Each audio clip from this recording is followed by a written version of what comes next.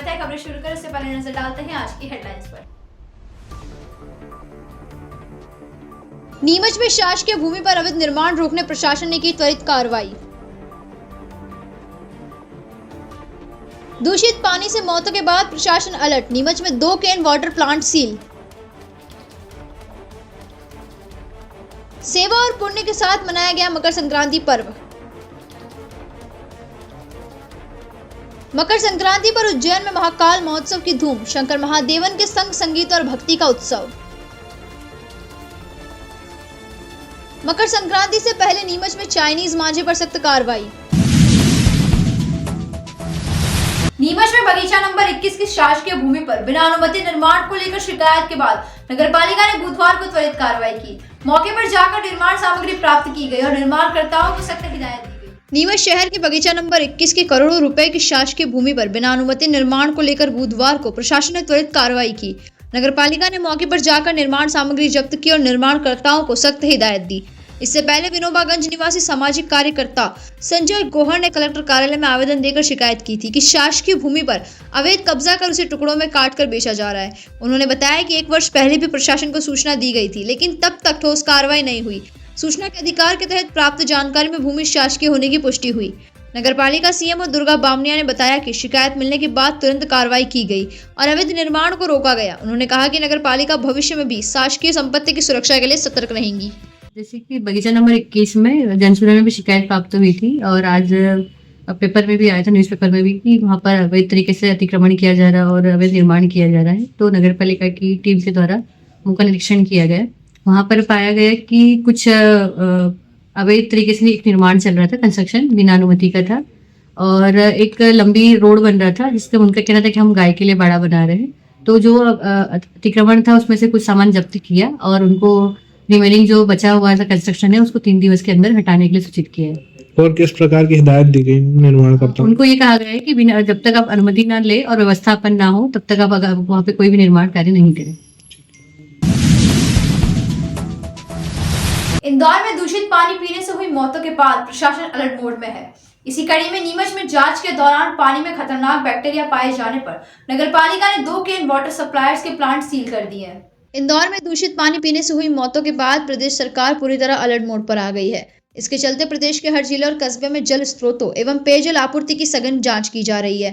Collector स्वयं विभिन्न स्थानों पर पहुंचकर जल स्रोतों का निरीक्षण कर रहे हैं। इसी कड़ी में नीमच जिले में भी प्रशासन द्वारा जांच अभियान जोरों शोरों से चलाया जा रहा है। नीमच में सीएम हेल्पलाइन पर कैन वाटर सप्लायर्स को लेकर प्राप्त शिकायत के बाद नगरपालिका के जल कल विभाग ने बीते दिनों फिल्टर वाटर सप्लाई करने वाले प्लांटों से पानी के सैंपल जांच के लिए लिए थे। जांच रिपोर्ट आने के बाद बुधवार को नगरपालिका की टीम ने कार्रवाई करते हुए ग्वालटोली क्षेत्र स्थित देवीलाल चौधरी के एक्वासिप और महेंद्र सिंह के शिवना वाटर प्लांट को सील कर दिया है।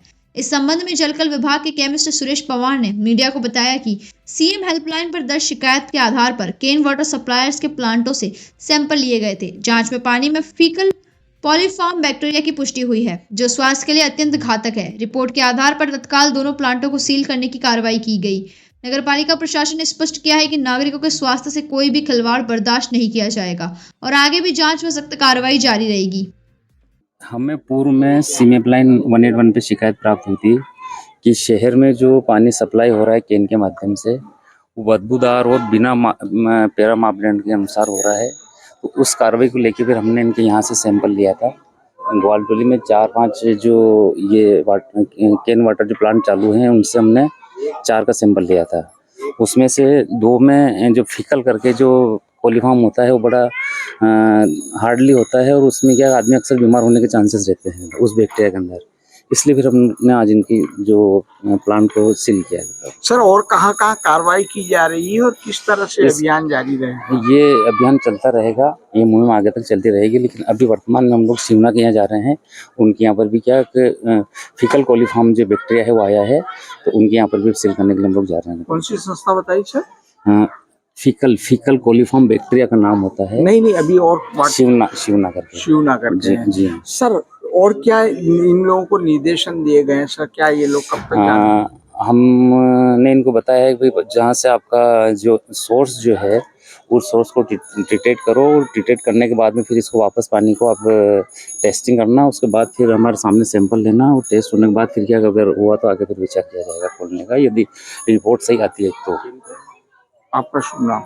मेरा जो नाम है सुरेश पमान नाम है, मेरी पोस्ट केमिस्ट है और जल प्रदाय शाखा में पदस्थों का नीमच टुडे सटीक और सच्ची खबरों का साथी।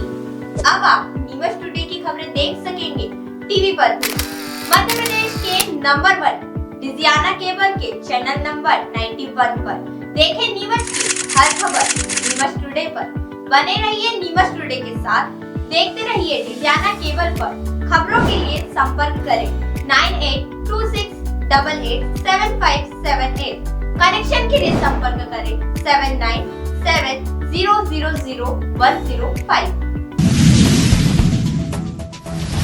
मकर संक्रांति सूर्य की मकर राशि में प्रवेश और उत्तरायण की शुरुआत का पर्व है। पूरे देश में बड़े हर्षोल्लास के साथ मनाया जाता है। इस पावन अवसर पर दिगंबर जैन सोशल ग्रुप जिनागम ने गोधाम बालाजी पहुंचकर गौ सेवा कर समाज में करुणा और धर्म का संदेश दिया। सूर्य के उत्तरायण होने के साथ मकर संक्रांति का पावन पर्व पूरे देश में श्रद्धा और उल्लास के साथ मनाया जाता है। यह पर्व सकारात्मक ऊर्जा, नई शुरुआत और दान पुण्य का प्रतीक माना जाता है। मकर संक्रांति के अवसर पर तिल गुड़ का सेवन, स्नान, दान तथा सेवा कार्य करने की परंपरा है, जिससे सामाजिक समरसता और मानवीय मूल्यों को बल मिलता है। इसी पावन अवसर पर दिगंबर जैन सोशल ग्रुप जिनागम द्वारा गोदाम बालाजी पहुंचकर गौ सेवा का आयोजन किया गया। समूह के सदस्यों ने गौ माता को हरा चारा एवं गुड़ लापसी खिलाकर धर्म लाभ प्राप्त किया। इस अवसर पर गौ सेवा के माध्यम से करुणा, अहिंसा और जीव दया का संदेश समाज तक पहुंचाया गया। कार्यक्रम में उपस्थित सदस्यों ने कहा कि पर्व केवल उत्सव का ही नहीं, बल्कि सेवा और सत्कर्म के माध्यम से सामाजिक जिम्मेदारी निभाने का भी अवसर। जिनेंद्र, जैन धर्म में मकर संक्रांति का बहुत डिफरेंट और एक विशेष महत्व है। आज के दिन सूर्य, जैसे कि आप सभी को पता है, उत्तरायण की ओर रुख करता है, लेकिन जैन धर्म में जो है भरत चक्रवर्ती जो थे, उन्होंने आज ही के दिन सूर्य में अनेक जिन बिंब और भगवान की प्रतिमाओं के दर्शन किए थे। तो जैन धर्म में आज दान का विशेष महत्व है, जैसे कि किसी भी प्रकार का औषध दान, शास्त्र दान या अनेक जीव जंतुओं की रक्षा और सेवा करना, यही महत्व है। जय जिनेंद्र। पूरे भारत देश में आज मकर संक्रांति का पर्व बहुत ही हर्षोल्लास के साथ मनाया जाता है। आज सूर्य भगवान दक्षिणायन से उत्तरायण में प्रवेश करते हैं। आज बहुत ही बड़ा पर्व है।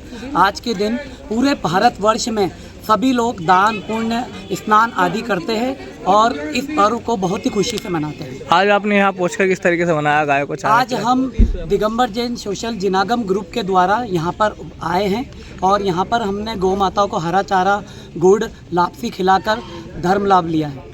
आज किस तरह से त्यौहार मनाया था? बधाई दी थी, पतंगे उड़ाई थी। आज अलग अलग तरीके से कोई गुल्ली डंडे खेलता है, कोई पतंग उड़ाता है, कोई एक दूसरे को तिल के लड्डू खिलाता है, कोई सितोलिया खिलाता है। अलग अलग भांति भांति तरीके से इस पर्व को मनाया जाता है। आज हम यहाँ पर गोदाम बालाजी पर बहुत ही एक अच्छी व्यवस्था है।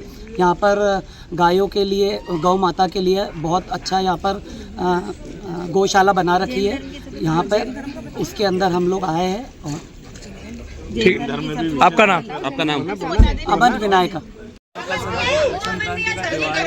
आज सब दान पुण्य करते हैं, गुड़ चलाते हैं, मंदिरों में जाते हैं, तिल के लड्डू बनाते हैं, जगह जगह मिठाइयाँ बांटते हैं, पतंगे उड़ाते हैं, गिल्ली डंडा खेलते हैं। और ये बहुत ही सदियों से चला हुआ आ रहा है त्यौहार। किस तरह का महत्व आज के त्यौहार का बधाई देते हैं?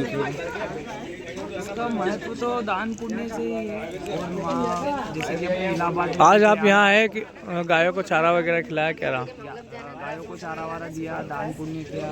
अभी रास्ते में भी गाय दी थी, वहाँ पे भी किया। क्या नाम आपका? मेरा नाम अंकित है।